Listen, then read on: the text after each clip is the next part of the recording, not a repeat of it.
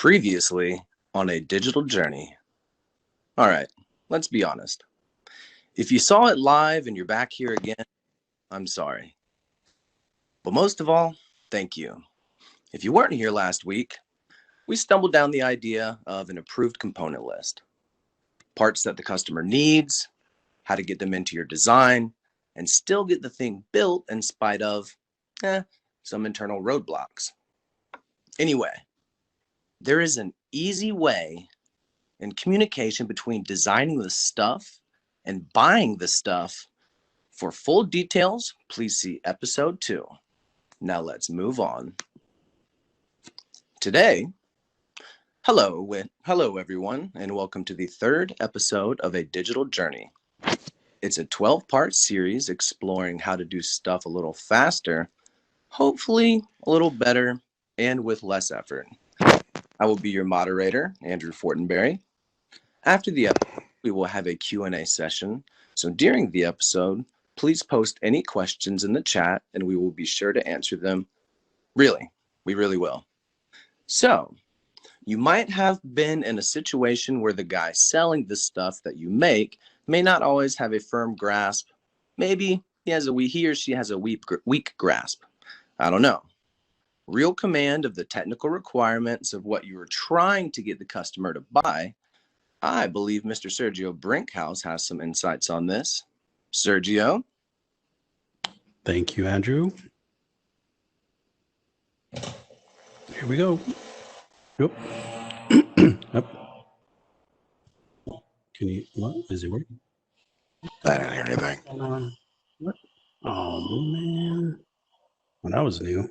Picture break. 48 hours earlier while putting this episode together. Hello, sir. So what do you have in store for us today? Okay, so we fade in on an office. Words come out of the biz development guy's mouth. As each word comes out of his mouth, the words turn into vapor, value proposition, future-proof, business-facing, customer-facing, deep dive, peel the onion, and then you go in. Oh, okay. So at this point, you might be tired of hearing someone tell you about something great. You want to sell what you make, and whoever you are selling to, well, they need a lot more detail than you can provide. What you can do is ask some questions like, and with this thing that we have, you can get the details that you need that much faster. So, see what I did right there? No? Okay, watch this. It's just like putting Lego blocks together. You'll see. All right, Scorsese? What we are doing now, it's like talking while riding a roller coaster. I have no idea what I'm trying to tell the viewers. Okay, we'll workshop the intro, but the idea is to show that there's a business development guy that has his own way of speaking, and it doesn't necessarily make sense to anybody but him. Okay, well, mission accomplished. So tell me, when did you join BizDev again? It'll make more sense in the next scene. Okay, so here we push left to show that our business development guy A is sitting in the same office as our engineer B. Do you want to read for B and I'll do A? Yeah, alrighty then.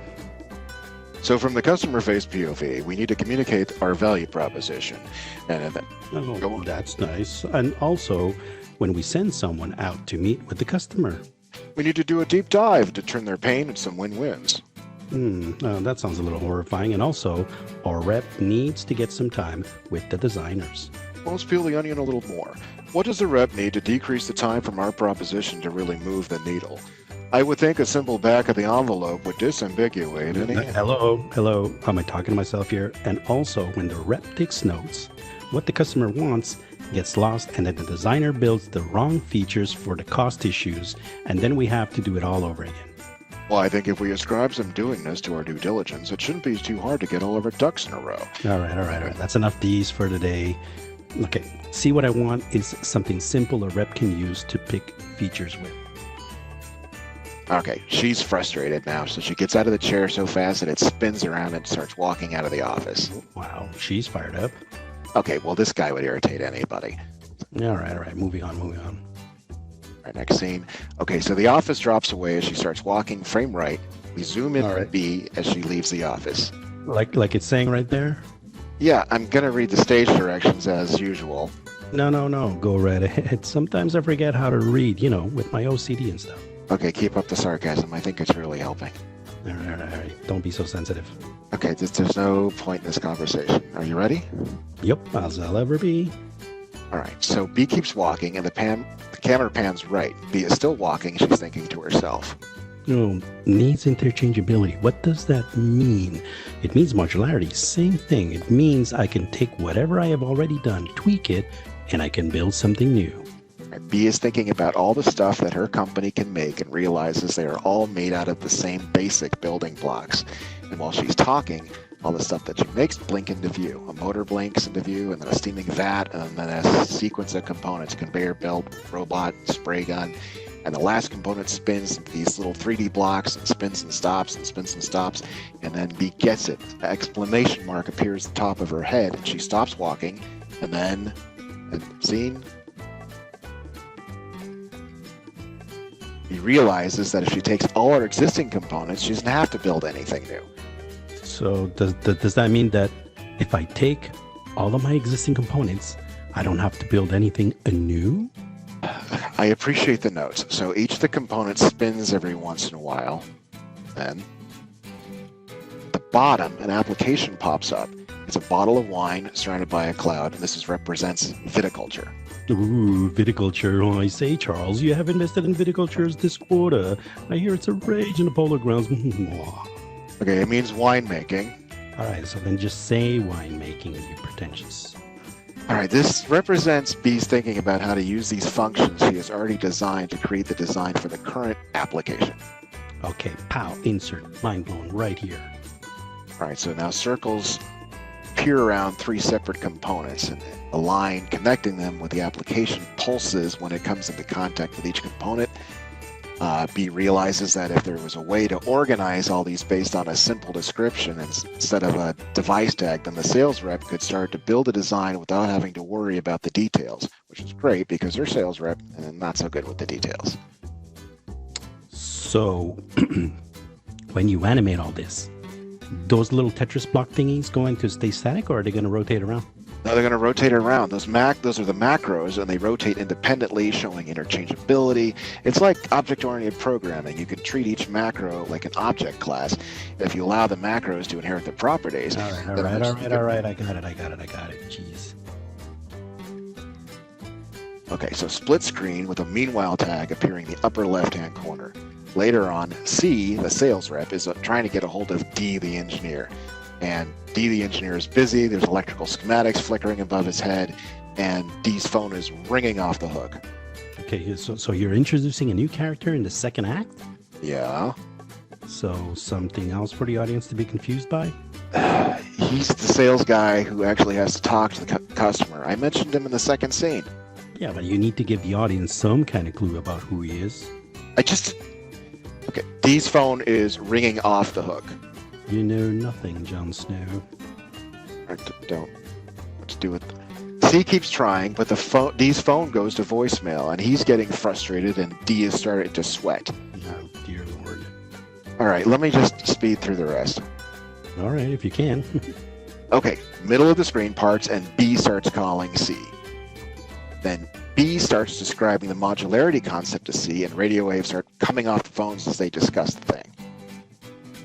Later on, C starts talking to the customer, and the customer describes his product or process, and a screen shows a few images that wipe from left to right representing his process.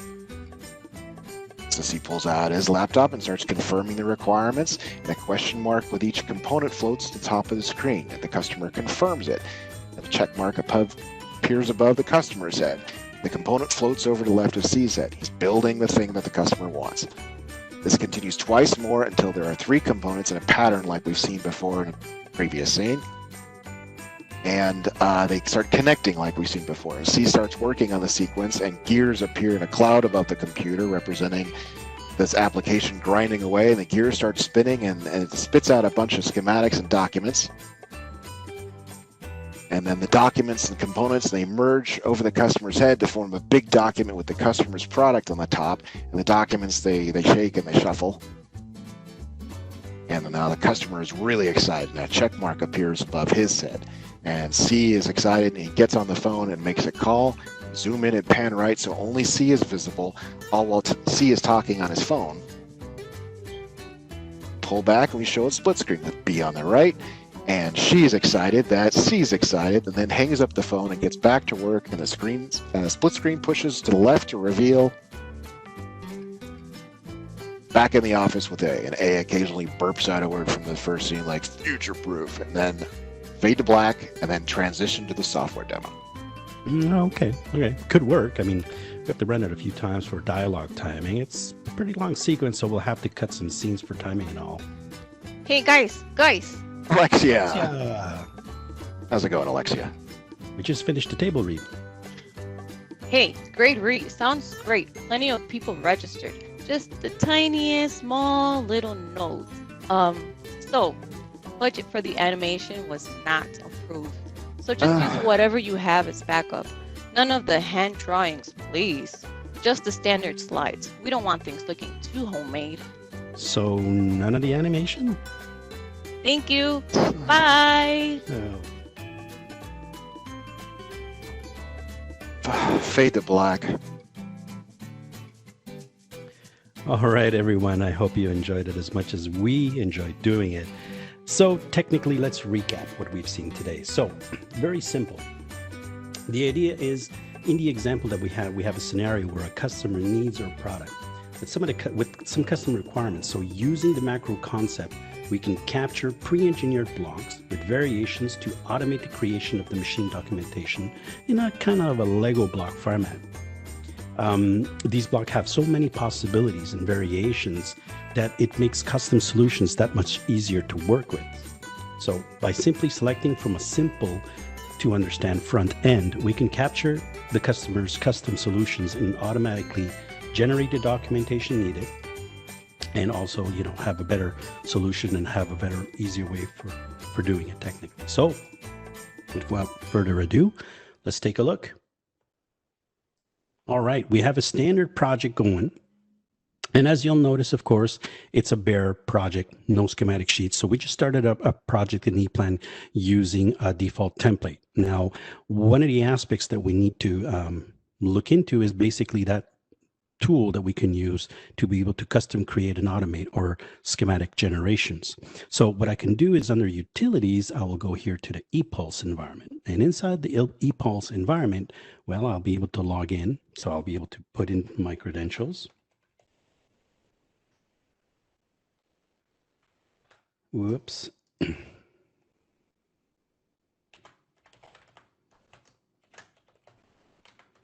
All right, and I'll put in my password, which is Moheran. And there we go. So we log into our environment, and from within this environment, we have a lot of applications. So think about it as your iPhone inside your EPLAN space. And we have a lot of apps. One of those apps that you'll notice here is the Codegeneer tool. And this is the tool that we will use to custom create our projects. Now I'll select the Codegeneer Builder tool. And this is going to be, it's going to bring me the front end to be able to select my variable options, and I'll be able to go from there. So of course, in this environment, I have a multitude of different project types. So this could be reference to different machine types. And of course, I can select the different product type or machine type that I want to work with. Let's say in our case, maybe it's a conveyor system or whatnot. And of course, from this front end, we can right away go ahead and move in to create a new project, which will allow us to use a template that's specific to it, specify location or project name, and so on and so forth. Or since we already have a project created with no schematic sheets in it, we can just go ahead and select that said project. And of course, here for our machine type, we have different configurations available. So think of this as different variables that your machine can have. So maybe one with 3 conveyor systems, one with 2, one with control systems, one with robotic arms, and so on and so forth. You go ahead and you pick the option that you want to start with. So the baseline option. And of course, from this baseline option, as you notice, it's very simple using a front end to basically go ahead and select the different positionings and different selections that you actually would like to have. So technically here, just like you would a menu, you can pick all the different side dishes that you'd like to add into your plate. So obviously here, if you want a power supply or not, it's just a question of checking a checkbox. And the concept here is utilizing the macro technology that's running in the background that you've created, and you've assigned these particular properties or settings or options, if you will, to invoke those macros. So yes, I want these, or no, I don't want them. So you can check them off. And of course, once you have the selections you've made, you can make this very, very customizable with all the different possibilities. So a lot of the times we have customers coming along and letting us know that they're doing a lot of one-ofs. So yes, of course, these one-ofs can be something that you can create, of course, because you have all the different options, and your one-offs are just different variations of these different baseline options that you've created already.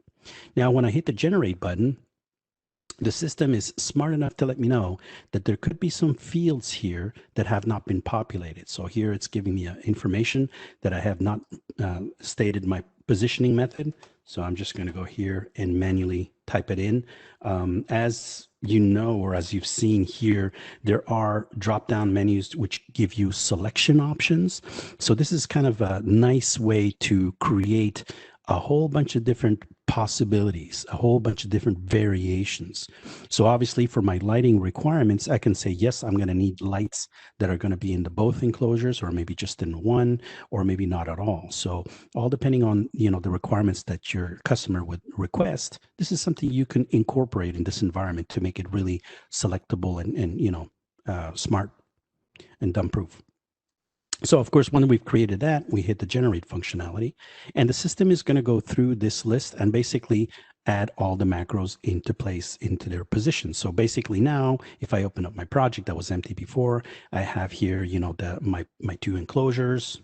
So I can take a look at that, and this was automatically generated. So the concept is very simple. We've grabbed every instance and saved that as a macro. So here, if I look at my power supply page, similar instance applies. If I look here, I got here my power supply page with all the different options that I've selected.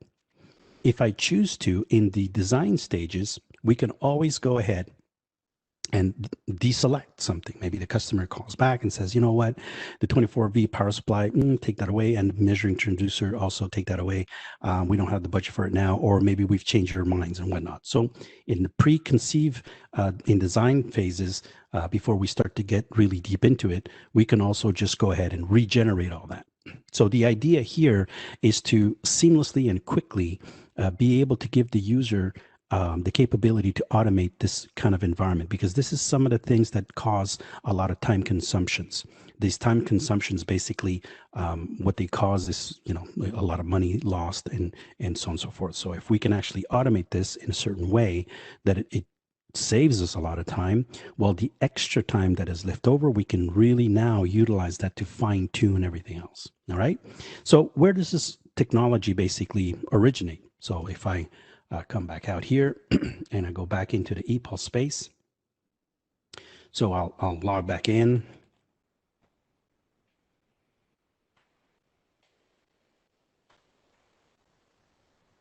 So what was my password again? Mo Aaron. There we go. Going to click on that. Okay, so coming back to my front end again in my ePulse environment, I can select here the Cogeneer Designer. So the Cogeneer environment comes in with two applications.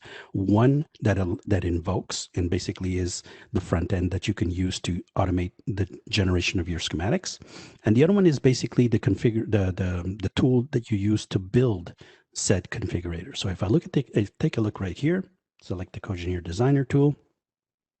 And basically here we have all our different project types. I'm going to select the project type that I was using earlier. So this basically means it's all our macro projects. So one of the concepts that we discuss fully within the EPLAN space is basically to make sure that users understand the macro concept and also how to utilize that to your benefit, and eventually start to benefit from tools such as this one because you've understood the macro realm. Macros are to be created in a macro project environment.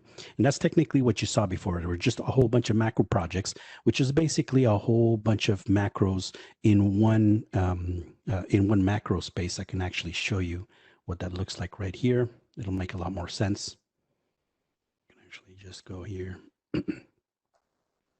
So here I have a sample macro, and within inside the EPLAN space, these macro projects have a specific property. And basically it's just used for you to manipulate them and organize them in such a way that you can actually see those which macros you're creating. And of course, these macros are going to become your macro typical types that you can start to utilize as the different options available for your project space. So when you're looking at the front end that we had before, we had here power supply. If the user selected the power supply 480 volt, well, this information will be populated inside that environment. And the beauty about the configuration availability of this tool is that it'll bring you maybe this kind of environment, or this option that you're selecting brings in electrical schematics, as well as maybe pneumatic schematics, as well as maybe some additional information that you might need. So everything could be captured in one space. So as you select an option, this toggles features on and off. So we utilize this space to create those options. In the typical groups, what we can do is we can actually encapsulate, different different types of options. So if a customer chooses A with certain set configuration parameters, so a little bit like in programming. So if the answer is this, then put this. If the answer is that, well, then maybe you're going to put this instead. So the benefit here, of course, is that using typical groups as well as your different macro typical types, you can start to really create that configuration available possibilities that you have when you're creating your project. So the benefit here is when we hear these common comments saying we always do one-ofs. Yeah, so every instance of these one-ofs can be captured, and your one-ofs can now be automated. So the benefit, of course, is to be able to utilize this kind of technology for your benefit. Okay, that being said, let's move on now to the Q&A. Sergio, thank you so much. Very great explanation on the demonstration, I shall say. Question number 1, what is the easiest way to organize macros? So the easiest way to organize macros is a very good question. So again, as we discussed earlier, the principle of macro creation is to understand the macro projects.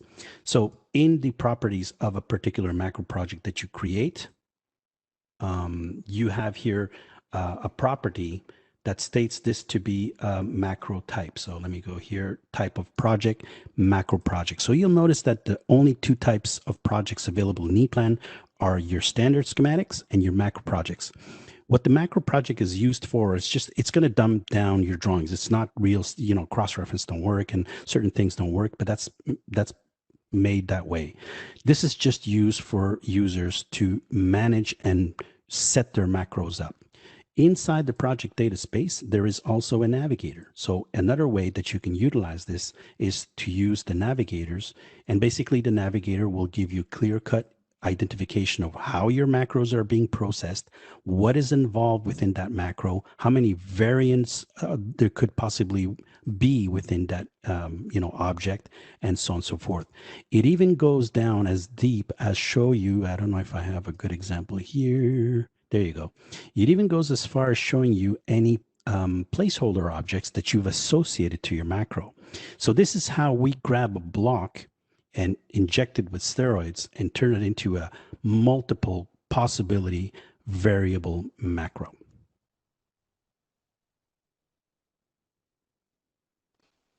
Excellent. I hope that answered your question. On to the next question. Is there a way to have multiple options for particular macros or for a particular macro? Yes, of course. And that's the benefit, of course, when you're using a macro project. So you can create all the different variations of this said option. And of course, you'll notice in a macro project, there's a little box around the objects that I want to capture to be used as a macro.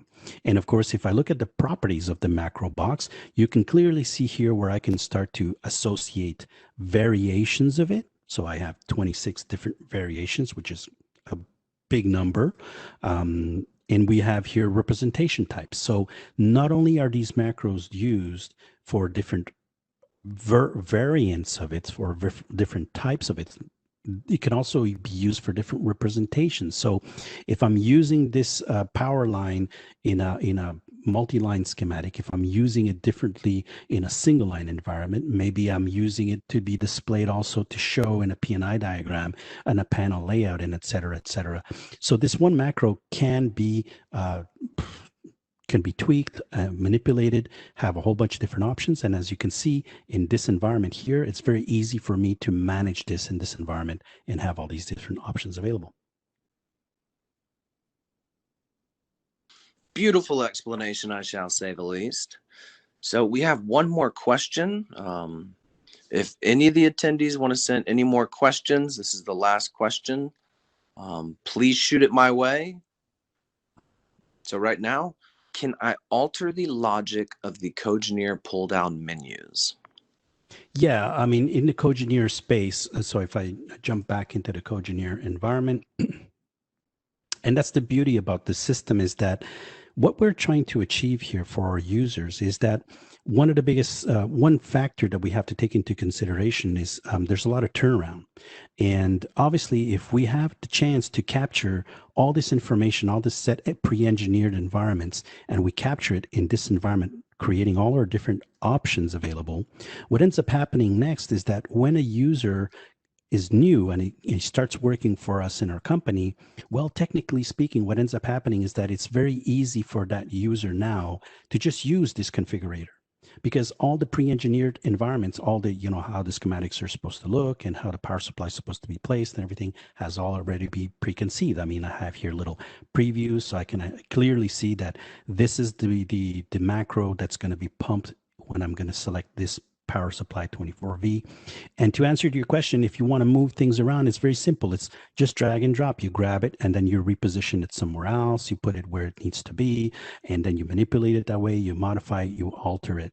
And in this environment, very, very, very easy. There's no programming. There's no like complicated scripting that you need to do. Super simple. And once this is captured, when you start using it, well, the guys that are going to be coming in, and even think about it, just your sales rep in the field, just as we demonstrated in our presentation, he can actually already tick all those boxes of the customer's requirements. Those ticks represent these objects that are going to be pushed into your project, and boom, you're going to automate that, and voila, automated schematics. Thank you for the explanation.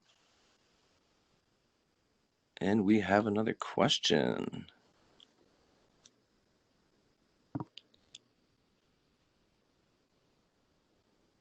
Yeah, I see another question here and says, how can I get more information about this detailed information? I need to review in a later time. So Javier, what you can do is contact your local sales rep. And basically what they're going to do is we can set up a meeting. We can actually dive deep, understand your scenario, maybe have a discussion of how you can implement this, and show you the benefits. And, this is not something new. It's been around for a while now. And what's happening is that we're seeing a lot of success with our customer base. Now that they have this capability, they're winning a lot more bids. They're doing work a lot more quicker and easier. And if you wrap your head around the concept and you understand it and you adopt it, sky's the limit. Excellent, excellent. When there are no more questions, I tend to say we have now come to the end of the episode. There's just one more here. Sorry, Andrew. So eBuild is available, but it's only going to be available as of version 2.9. So if you have older versions, this is something that you probably need to discuss with your sales rep. So take a look at that, discuss with them, and see what the possibilities are. But I recommend highly to look into this a little bit more with interest. It can bring you a lot of cool things. Any more questions? Going once, going twice. Excellent. We have now come to an end of the episode, Show Don't Tell. It was the third episode of A Digital Journey, a 12-part series exploring how to do stuff a little faster, hopefully a little better, and with less effort. We really hope that you enjoyed it. If you are not currently following us on LinkedIn, please search EPLAN USA. Click the like, click the follow, and you will receive the most up-to-date information about EPLAN, our industry, webisodes, and our brand new podcast called Efficient Engineering. Of course, now for some shameless plugs.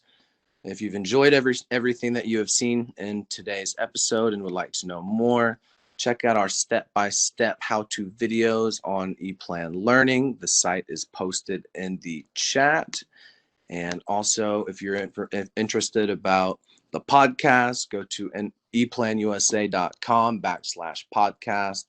Also, for ePulse, for the e-build that Sergio was going over, it's epulse.com, and it's EPULSE.com. You'll also be able to find out all of our brand new online services, learn more about the data portal. The information is endless. So my name is Andrew Fortenberry. And thank you, Sergio, as the presenter. Thank you, Christopher, as the writer. And thank you, Linda, for being Alexia. Everybody else attending, thank you so much. Hope you enjoyed it. And until next time.